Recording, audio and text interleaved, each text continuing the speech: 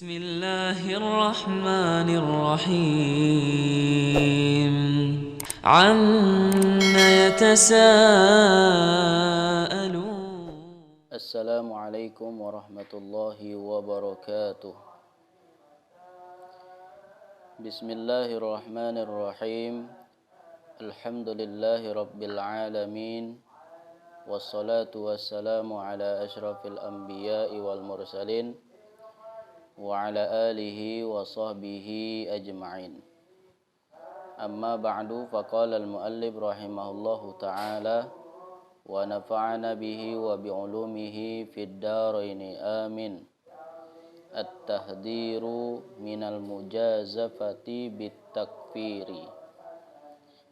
Peringatan daripada sikap serampangan mengkafirkan muslim yang lainnya.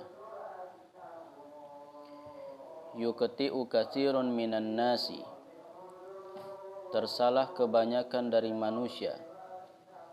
Aslahahumullahu, semoga Allah Subhanahu wa taala memperbaiki mereka. Fi fahmi haqiqatil asbabi, di dalam memahami hakikat sebab-sebab. Allati tukhriju sahibaha, yang bisa mengeluarkan sahibaha ay sahibah haqiqatil asbab, yaitu orang-orang yang melakukan hakikat sebab-sebab tersebut, anda iratil islami, dari lingkaran agama Islam. Wa tujibu alaihil hukma bil kufri, dan yang mewajibkan atasnya untuk dihukumi dengan kekafiran. Para pendengar yang dirahmati oleh Allah Subhanahu wa taala, judul yang pertama yang dituliskan oleh As-Sayyid Muhammad bin Alawi Al-Maliki Al-Hasani rahimahullahu taala di bab yang pertama di dalam kitab Mafahim Yajibu an tusahhah, yaitu at-tahdiru minal mujazafati bit-takfiri. Peringatan keras bagi siapa saja yang serampangan menuduh kafir kepada muslim yang lainnya. Jadi beliau ingin memberikan peringatan kepada siapa saja yang mudah melontarkan kata kafir kepada muslim yang lain. Kemudian beliau mengatakan, banyak di antara manusia yang gagal paham mengenai apa saja sebab-sebab seorang muslim itu keluar daripada agama Islam, sehingga mereka berhak untuk dihukumi dengan kekafiran. Jadi banyak orang-orang yang tidak paham betul tentang apa saja sebab-sebab yang bisa mengeluarkan seorang muslim itu daripada agamanya, sehingga dia berhak untuk dihukumi sebagai orang kafir. Maka ketika kita ingin menghukumi kafir kepada muslim yang lainnya, kita harus memiliki ilmu terlebih dahulu, harus memahami betul-betul apa saja sebab-sebab yang mengeluarkan seorang muslim itu daripada agama Islam, sehingga berhak dia untuk dihukumi dengan kekafiran. Fatarahum yusari'una ilal hukmi 'alal muslimi bil kufri limujarradil mukhalafati. Maka engkau akan melihat mereka sembrono di dalam menghukumi atas muslim yang lainnya dengan kekafiran, limujarradil mukhalafati, karena perbedaan pendapat.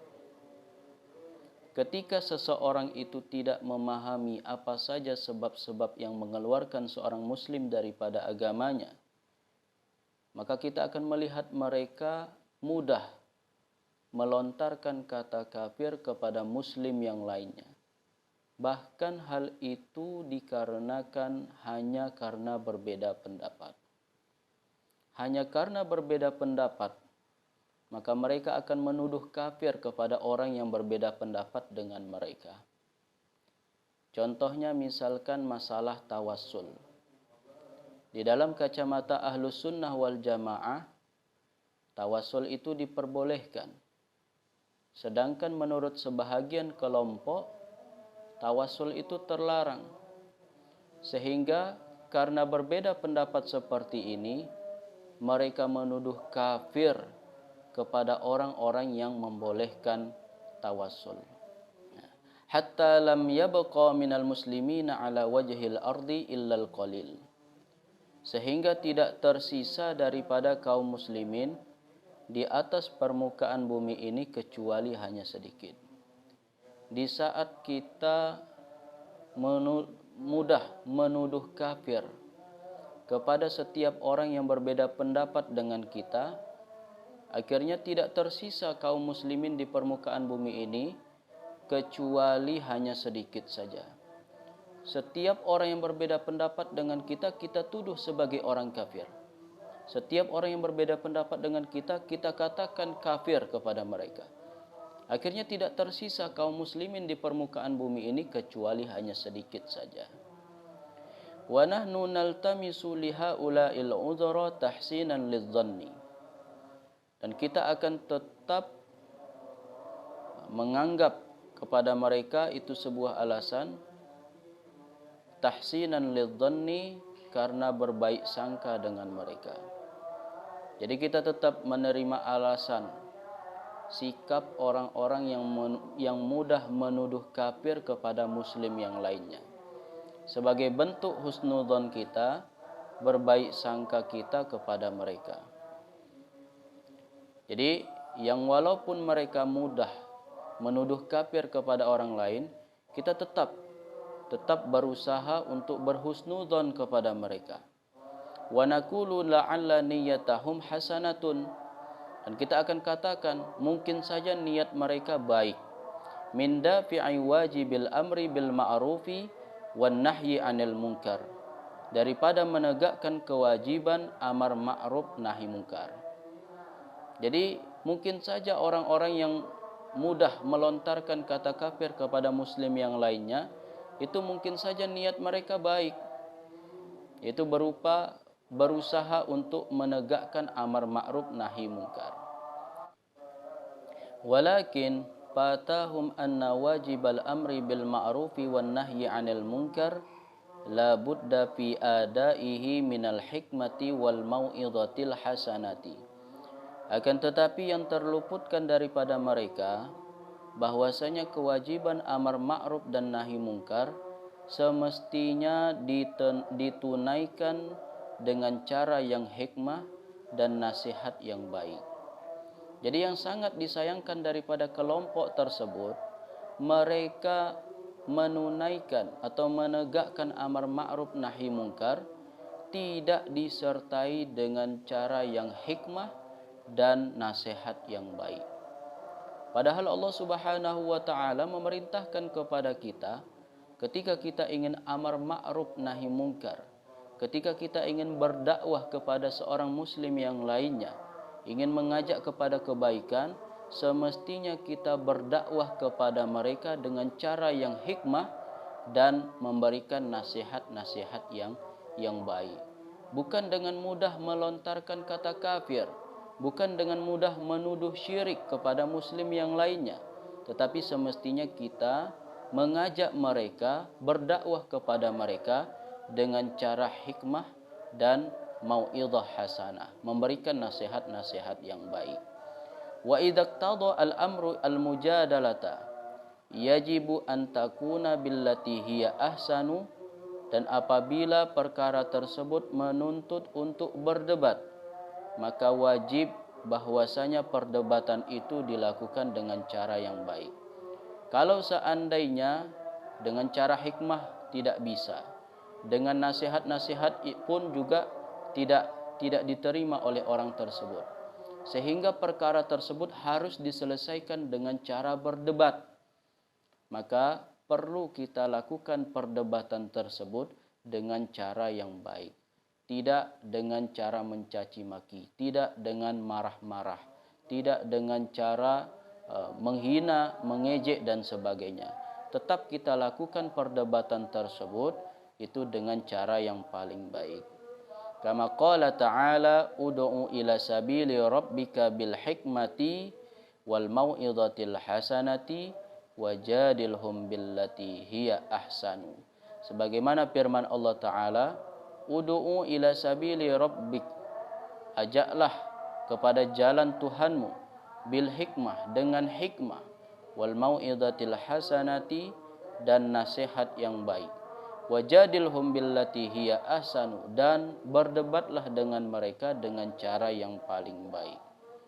Surah An-Nahl ayat 125. Jadi ketika kita ingin berdakwah kepada seseorang, maka semestinya kita berdakwah, mengajak orang tersebut dengan cara yang hikmah dan memberikan nasihat-nasihat yang baik. Kalau seandainya hal itu tidak bisa dilakukan dan menuntut kita untuk berdebat dengan orang tersebut, maka tetap kita lakukan perdebatan tersebut dengan cara yang paling baik. Bukan dengan cara caci maki, bukan dengan cara mengejek, menghina, membuli dan sebagainya, tetapi dengan kita lakukan dengan cara yang paling baik. Kenapa hal itu semestinya kita lakukan? Wadzalika ad'a ilal qabuli wa aqrabu lil husuli 'alal ma'muli. Hal itu dilakukan karena yang paling diharap untuk diterima dan paling dekat kepada hasil, kepada harapan. Jadi ketika kita berdakwah dengan hikmah dan nasihat-nasihat yang baik, kemudian kita berdebat dengan cara yang paling baik, maka cara dakwah yang seperti itu paling diharap untuk diterima oleh masyarakat, diterima oleh jamaah, diterima oleh orang yang kita dakwahi. Wa mukhalafatuhu qata'un wa hamaqatun, dan menyelisihinya itu merupakan salah satu kesalahan dan salah satu kebodohan. Ketika kita berdakwah tidak dengan cara yang sebagaimana diajarkan oleh Allah Ta'ala, kita berdakwah dengan caci maki, kita berdakwah dengan menghina, mengejek dan sebagainya, maka itu salah satu bentuk kesalahan, wahamaqatun, dan salah satu bentuk kebodohan kita ketika kita berdakwah tidak sesuai dengan apa yang diajarkan oleh Allah Subhanahu wa taala. Wallahu a'lam.